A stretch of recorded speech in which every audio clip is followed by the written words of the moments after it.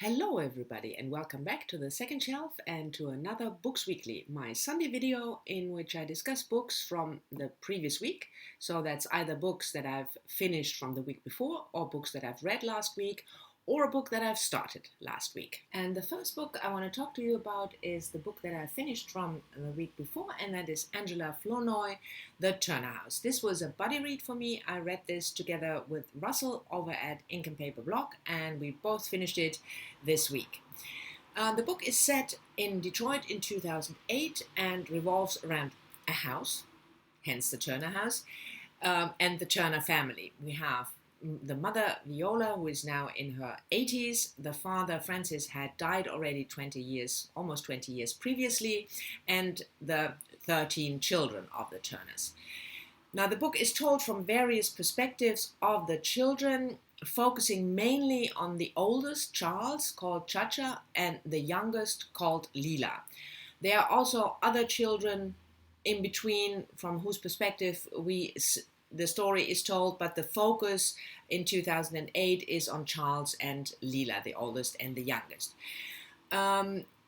There's also flashbacks into Francis and Viola's past in the mid-40s when they just met and married and had their first child.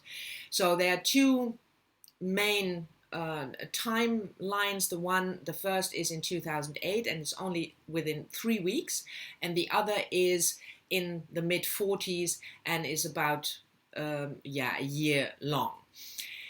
Now, what happened with the Turners is that the house is now abandoned because the mother is sick and she lives with Charles, the oldest, and the children have to decide what to do with the house because there's still a mortgage, and the house, if they sell it, is not estimated at the same value as the mortgage. There's also the problem of a haint, a ghost. Charles has seen a ghost when he was 14, at least he believes he has seen a ghost, and after he had an accident, he's a truck driver, his employer sends him to a psychiatrist because obviously Charles claims that he had the accident because of the ghost. So we have a house and a ghost that only Charles has a problem with, and we have also children with a lot of other problems because Leila, the youngest, just got evicted from her home because she has a gambling addiction problem and couldn't pay her bills anymore. She has troubles connecting with her daughter Brianna. And we have Troy, a police officer it's one of the younger children, so he's in his early 50s, and he wants to buy the house. We also have Charles going to a psychiatrist. We have Marlena, who is one of the middle children, who has had serious health problems and is now sort of a health guru. Can you see the problem? There's a lot going on, and it's not a very thick book. So it's like War and Peace with all the characters and all the plots and all the subplots and all the sidelines crammed into not too big a novel. And that was immediately, I thought, one of the problems, because both Russell and I were rather disappointed with the book. I mean, it's a nice, easy read. A summer read, you could say, but I don't think that was the intention of the author. I mean, the book got a lot of acclaim. It was, as you can see, it was a finalist for the National Book Award. Well, we know about awards and what we think of them. But I don't think the book lived up to, at least not to my expectations. The characters stayed rather two-dimensional, except maybe for Charles. But because there were so many characters and so many, not only the main characters, the family, but side characters like David, who's a friend of Troy's and becomes Leila's lover, Alice, Charles's shrink. We have husbands and wives of the children who play a role, Tina especially, the wife of Charles. And I think the author failed in doing what you have to do if you have so many characters, that you have some three-dimensional characters in the foreground, your main characters, and all the other ones have to take a step back, and you can't clutter the book with backstory and information about all the characters on the same level. You have to make choices. And in my opinion, Angela Flournoy didn't make enough of those choices, and unfortunately her editor obviously didn't force her to. So the main plot is sort of getting lost, in my opinion, in all these underneath and in between all these subplots. A lot of the subplots and side plots are introduced but are then abandoned and not developed. The problem with the ghost and what to do with the house is sort of solved in the last chapter really hastily, because obviously the book had to finish. And then there's an epilogue kind of chapter in which we see Francis in 1951. I have no idea whether this was necessary. So it's a bit of a mess, this book. I mean, like I said, it's a nice read, but I don't think I will remember it, and I don't think that it made a huge impression on me, which is a pity. But still, not to be too harsh, it's a debut novel, first of all, and I think from what you can see in the book that Angela Flournoy has talent, so maybe her second book will be a bit more focused and with better character developments and plot arcs. And the next book I want to talk to you about is actually the first book that I finished last week, and that is Sarah Lotz, The White Road. Sarah Lotz was born in 1971 in England, but she lives now in Cape Town, as she states on her website, with her family and other animals. She writes screenplays and fiction, horror, ghost stories, also under various pseudonyms. I have never read any Sarah Lotz, and I talked to Steve over at Steve Donahue, and he just read it, and it sounded great. So I thought, well, I'm traveling, so I'm into a thriller or something, fast-paced. So I picked up The White Road, and I certainly wasn't disappointed. The book was just published 1st of May of this year, and it's set partly in Wales and partly on the Mount Everest.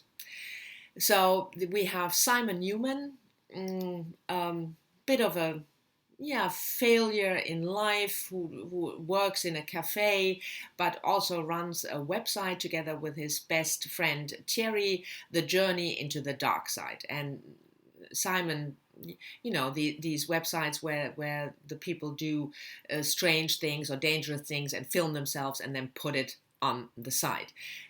That kind of website. And Simon decides to explore a cave in Wales together with a rather unsavory guide called Ed, because years ago there was an accident and 2 young people died in the caves, and their bodies are still down there. That's what is said, and Simon wants to film it. So that's how the book opens. Unfortunately, a lot of things go wrong in that cave, but Simon makes it his way out and has video footage, and the footage goes viral and the website explodes. So Thierry has the luminous idea to send Simon onto the Mount Everest. That is one side of the story. The other side of the story, in alternating chapters, we have a diary of an experienced Mount Everest, and not only Mount Everest, but an experienced climber called Juliet.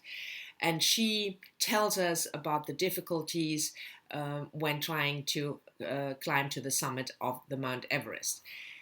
Both stories are connected. And that's as much as I will tell you, because otherwise it would be a pity. You have to read for yourself. I don't want to spoil anything. But what connects the 2 stories is that Simon as well as Juliet have this strange feeling that someone is watching them. So we, like in the Turner house, we have this ghost-like figure, haint, the third person walking beside you. And what happens then, and what happens with Simon and with Juliet, it was such a joy to read. It's a bit of a mixture of horror. Not everything is solved, so don't expect like a crime thriller where in the end everything is solved and you know who did what and why. That's not the kind of book The White Road is, but it is really well written. It's a joy to read, and it was hot when I read it, and all this talk about ice and cold, it was rather pleasurable because it was so hot in my own room. The parts about climbing are fabulous. I mean, you can really feel it, how it must be. At least that's what I think. I'm not a climber, so what do I know? But that was at least my impression. I thought the story was fantastic, and it really kept me on the edge of the seat. But again, I want to say it's not a book in which everything is solved in the end. There is this, yeah, ghost story, horror story element, which you have to figure out by yourself once you finish the book what you make of it. And the next book I read was science fiction, and that was Laura Lamb, Shattered Minds. Laura Lamb is an American author born in the 80s in California, and she writes mainly young adult and science fiction and fantasy. I haven't read any of her books before. I know that the setting of Shattered Minds is similar to the setting of her previous book, False Hearts, but it's a standalone novel, so it's not a series. Shattered Minds is set in the future, somewhere in the late 21st century, in the former United States, now called Pacifica.